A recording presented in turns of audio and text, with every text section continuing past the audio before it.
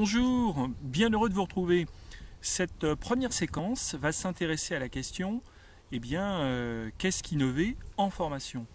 Donc ce qu'on peut tout de suite dire, c'est que les premiers travaux sur l'innovation étaient plus génériques et on dit finalement l'innovation c'est de la destruction créatrice. On détruit une forme pour en construire une autre. On peut aussi s'appuyer sur la définition de Crow et Adazemski qui nous dit c'est une forme d'intervention humaine audacieuse ou prudente dans des mouvements auto-organisés mais aussi autodestructeurs des personnes, des groupes et des institutions. Une sorte d'ingérence collaborative, propositive ou impositive. Donc l'innovation est un processus pluridimensionnel qui met en communication des auteurs et des acteurs dans une aventure, dans une incertitude collective. Ce qui vient et advient de cette incertitude et son objet, son inquiétude et sa promesse. Alors, innover est, comme on vient de le voir, un processus. Mais c'est un processus complexe qui combine plusieurs dimensions. Une dimension technique, une dimension sociale, une dimension identitaire et une dimension axiologique.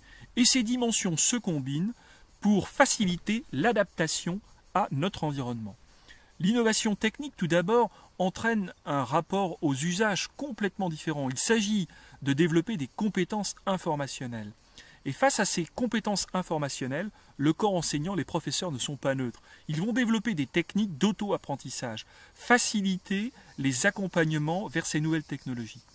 Ce faisant, les processus de transformation sociale et d'émancipation se changent, se transforment. L'axe de l'enseignement bouge à son tour et vient à la fois solliciter de nouvelles innovations techniques. Comme on peut le voir, le processus d'innovation est combiné, interrelié, imbriqué dans les rapports sociaux en pleine transformation. Alors innover, comme on le voit, s'insère dans le tissu social. Norbert Alter parle même d'innovation ordinaire. Innover, c'est intégrer une nouvelle façon de faire dans une de ces dimensions. C'est proposer des choses nouvelles, essayer de résoudre des problèmes imparfaitement résolus ou proposer de nouvelles solutions pédagogiques.